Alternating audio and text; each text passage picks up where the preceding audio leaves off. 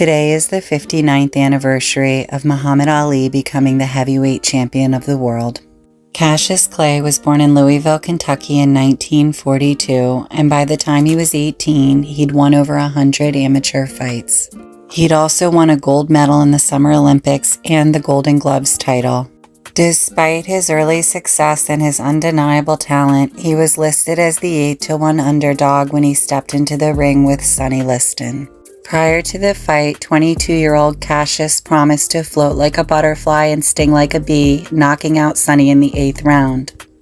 On February 25, 1964, in front of a crowd of 8,300 people in Miami Beach, he won by TKO when Sonny Liston failed to answer the 7th round bell, making Cassius Clay the heavyweight champion of the world.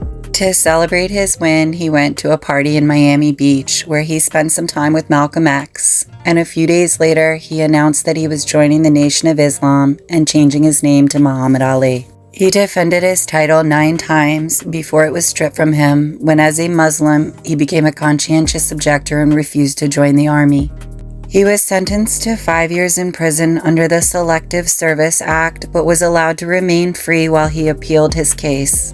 In 1970, the Supreme Court overturned his draft evasion conviction, and he went on to win the heavyweight title in 1974 and again in 1979, making him the first boxer to win that title 3 times.